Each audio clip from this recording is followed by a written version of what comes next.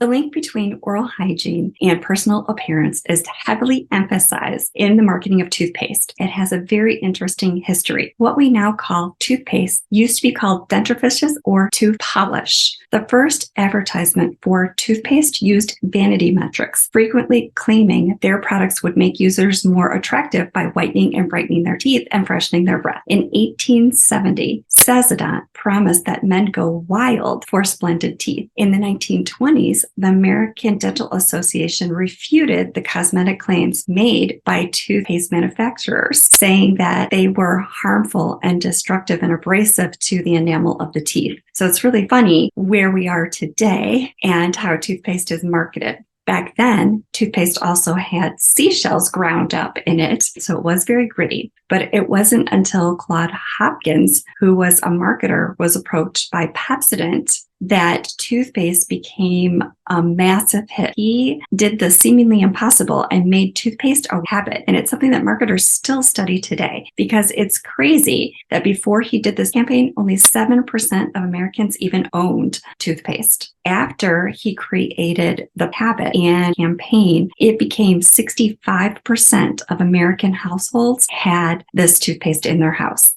A marketer is who made toothpaste popular. It's funny to see what triggers a habit and what can create a habit. It's really intriguing to me how these habits were created. So here's what the Pepsodent campaign looked like. This is one of the old ads. Turns out that Pepsodent had citric acid and mint oil in it, which is what gave them the tingly sensation that people felt clean. So it wasn't just the marketing, it was that tingling sensation that Pepsodent gave, which changed the behavior. For a habit to change, it has to inspire some emotion and truly resonate with the person. So after Hopkins' campaign, toothpaste became a household thing. And now there's hundreds of different toothpastes and it's still on the market. And it wasn't until Crest launched toothpaste in the 1950s that added fluoride to the toothpaste, and the ADA gave their seal of acceptance. And now 90% of toothpaste have fluoride in it. But a lot of people don't brush long enough to really get the benefits of the fluoride in the toothpaste. It's in their mouth for maybe a minute. They're swishing and spitting it out. What is the point of toothpaste? This is a really interesting question. And before having a daughter, it was a different answer than after having a daughter. I learned with my daughter that toothpaste really wasn't essential. We used 12 different types of toothpaste, textures, taste. She could not handle toothpaste. Her dad was a dentist and we had well water. We felt that fluoride in the toothpaste was really important, but that was a battle that we lost as parents, and you got to pick your battles. And that's when we learned that toothpaste really wasn't an essential part of the oral health routine. And that's when I changed my mind. It can help remineralize the teeth and protect the teeth from decay. It creates a foam in your mouth. It helps freshen your breath. The fluoride in the toothpaste has been known to help remineralize teeth, but there are also different ingredients that are an alternative to fluoride that will do the same thing. And we'll talk about that a little bit later. We actually need to physically remove the plaque with toothbrush, floss, water flosser to dislodge the buildup that's on the tooth, get all of that stuff off. We also need to control the pH to control cavities. Toothpaste, again, is really not necessary. If you're listening to this, before you hate me and you feel toothpaste is really, really important, there are a wide variety of toothpaste with charcoal, without charcoal, with fluoride, without fluoride, mint, different flavors that are kid-friendly, fruity, bubblegum, ones that will make your breath smell better. So there are 7 major types of toothpaste. All toothpaste are not the same. In fact, toothpaste comes in many different varieties and solves different problems. There's fluoride toothpaste, whitening toothpaste, sensitive toothpaste, children's toothpaste, herbal toothpaste, tartar control toothpaste, smoker's toothpaste. All of these things market to a different customer and offer something different. So fluoride toothpaste, we know what that is, and that makes up 90% of the sales of toothpaste now. A lot of people want to have fluoride because they want to reduce or prevent decay. Whitening toothpaste is what people want. Everybody wants white teeth, right? Even if you don't smoke, you have stains when drinking tea and coffee and pop. And so whitening toothpaste, there are a variety of those out there. Sensitive toothpaste has something in it called potassium nitrate. That's an ingredient in it that actually closes up the tubules to make them less sensitive. It may take 4 to 6 weeks using a sensitivity toothpaste for it to be effective and for you to get some relief to the sensitivity. Again, children's toothpaste come in a wide variety of flavors that are more pleasant for kids.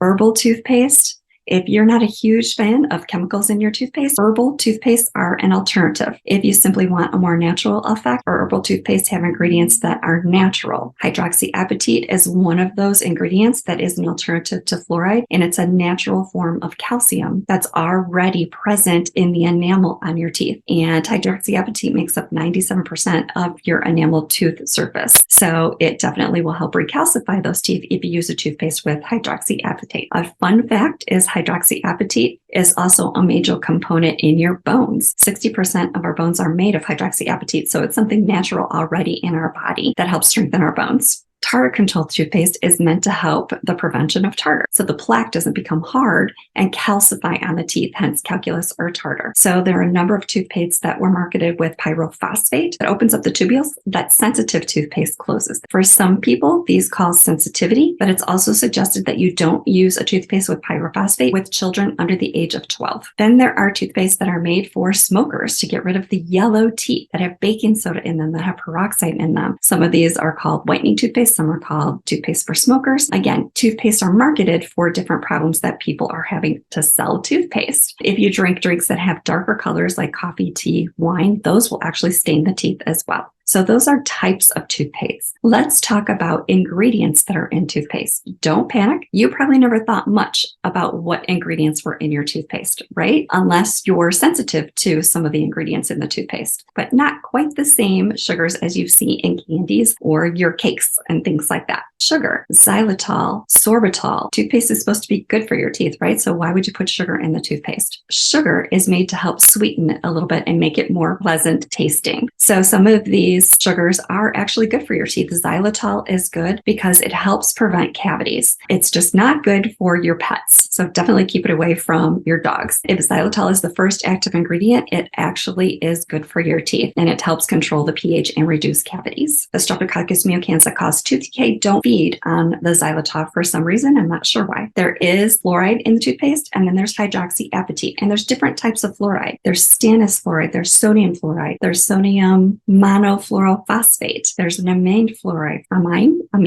I don't know how to say it. And then there's the hydroxyapatite that is an alternative to fluoride. And then MI paste has calcium hydroxide, and those are things that help recalcify your teeth and make them stronger. And then there are abrasives like charcoal, baking soda, hydrogen peroxide. They're put in there to help remove state calcium phosphate, aluminum oxide. Some of these are not things that I want in my toothpaste. I don't know about you, but they do help remove surface stains, especially if you want to whiten your teeth. Baking soda just out of the box can help remove some of those surface stains. And you can even just mix it with your favorite essential oil, orange, lemon, peppermint. Those will also help whiten your teeth. I like to do that sometimes because it's least abrasive, doesn't have a lot of chemicals in it, and it doesn't cause canker sores for me. And it does reduce some of the stain because I drink a lot of tea. There are also something called humectants. That's in your toothpaste so it doesn't separate if it's sitting on your shelf. It also makes it so you can squeeze it out of the tube. Common humectants are glycerin and sorbitol. There are also toothpaste detergents, and it foams. Some people really like that foam. Some people don't like that foam. I don't like the foaminess. Hands down, the most common ingredient detergent is something known as SLS, sodium lauryl sulfate.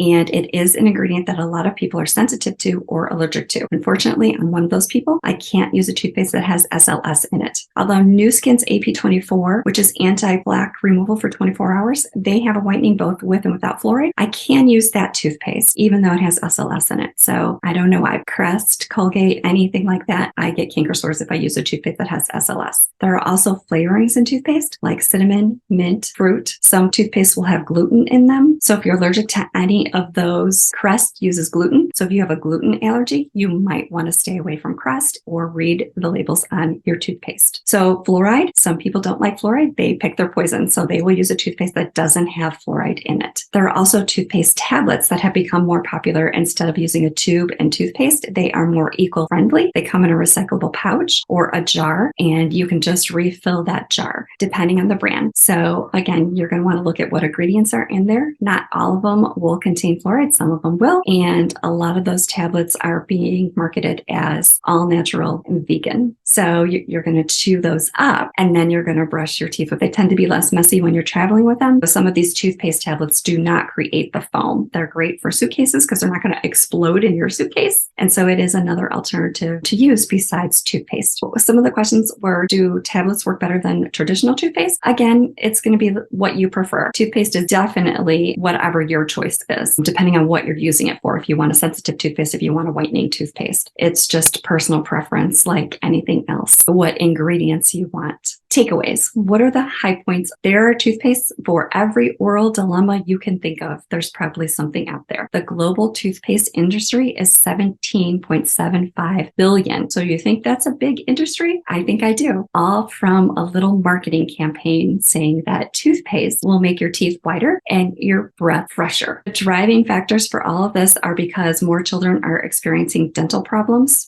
Nearly 530 million kids have cavities in their baby teeth. They feel that fluoride is going to help reduce this. I think you need to look at pH, and that's a whole nother topic. All toothpastes are not created equally. Look at what they're made for. What is your end goal? What are your concerns? What problem are you trying to solve before you pick a toothpaste? You can always ask your dental professional, especially if you have some concerns about ingredients. Just remember that if you ask a dental professional, their beliefs, like mine, are going to play into what they recommend. If you have any questions, I can help you. You can click the link below and schedule a free 10-minute call. You can join my Facebook group, Healthy Mouth Moms. That's for free also. You can post something in there and I will answer your concern, or you can continue to watch these YouTube videos. As always, thanks for watching. A healthy mouth is a healthy body and a happy, healthy life. Until next time.